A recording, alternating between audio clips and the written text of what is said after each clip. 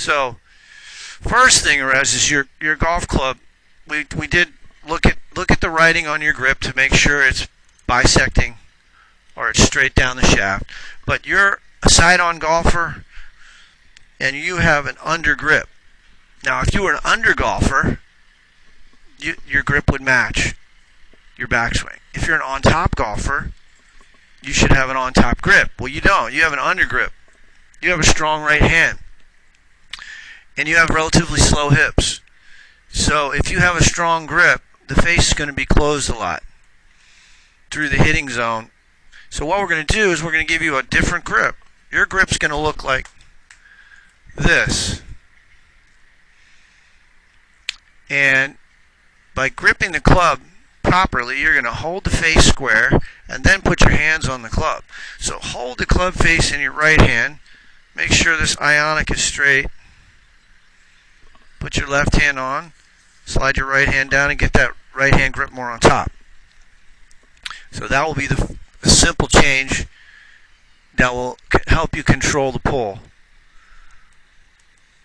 Now, this is not that hard to look at and see.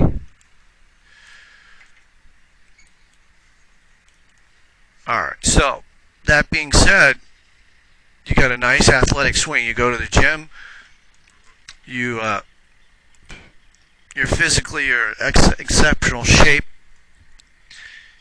You got a little bit. Notice your hips don't really do what we saw them do in the pivot test, and so they go a little sideways, but not much. We're only talking a half an inch or something, but we're going to work on getting them to stay stationary and rotate, not too much lateral. But how you deliver the club here, pretty nice. I mean, I like the lead arm extension, but I think it's imperative that you have a grip that matches. So you have a little bit of a closed club face, meaning the face is pointed more at the sky than it should be.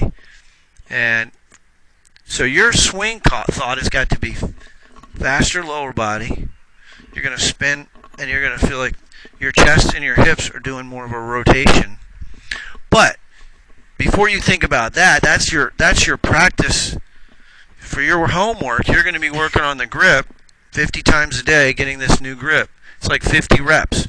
So one repetition would be grab the club in your right hand on the shaft, place your left hand on the club, slide your right hand down, and get that right hand on top. That's one repetition. You got to do 50 of those a day minimum, because it won't be a habit. You can see this crease on his right hand. That's more of an on-top right hand position. So that would be ideal. You can see the difference between your grip and his grip. It's very different. So you've got a very strong right hand. He's got... So, can you play good golf with your grip? The way it is, it's not going to match what you do with your game biomechanically. So I want to get that right hand on top more. Everything else is pretty good. You get a lateral movement in your hips. But I don't want to tackle too many things yet, because I've only seen one swing from face on. And I don't want to make too many. You go up a little bit. And you go a little forward. So, your left shoulder needs to go down a little more. And you got to turn your shoulders on a slightly more tilted plane. But that's something to practice, that's all. Yeah. So you have a little bit of what we call glide. You shouldn't have this glide right here. See how you move past it? It should be your left shoulder. See, in biomechanics you have forward flexion and extension of the upper body, and you have hip bend, flexion of the hips. But you also have side bend. Well, you've got a lot of lateral movement, but not quite enough side bend. So that's why you don't come from the inside as much as you want. So if your shoulder went this way, your right shoulder, if you started to shift your hips forward and tilted your upper body, your hands would drop.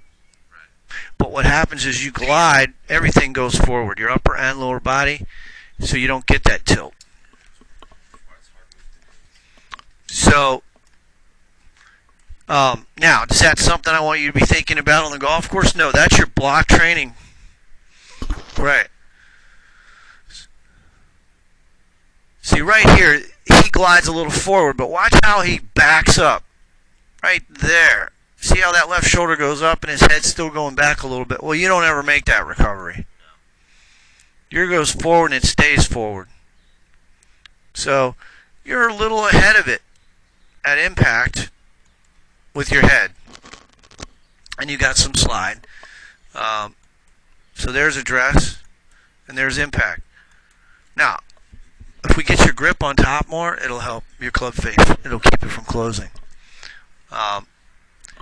So we're going to look at your down the line swing and see if there's anything in there that I want to change. But overall, all I want you to do is just change that grip for right now. I said a couple things for block practice, but I don't want you to think about them. One, a little more tilt in both directions, a little more tilt in the backswing, but that's for only working on it, not for you thinking about it right now. I don't want you to. No, that's just something to work on at home.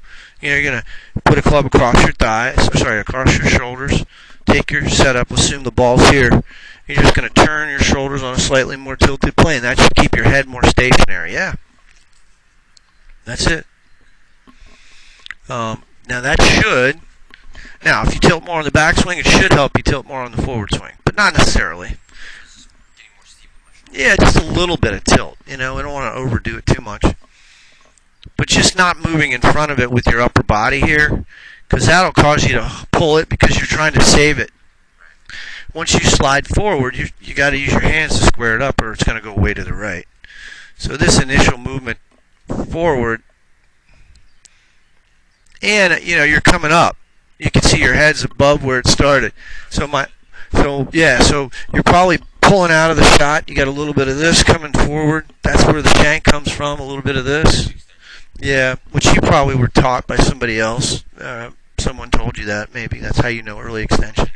The internet, right?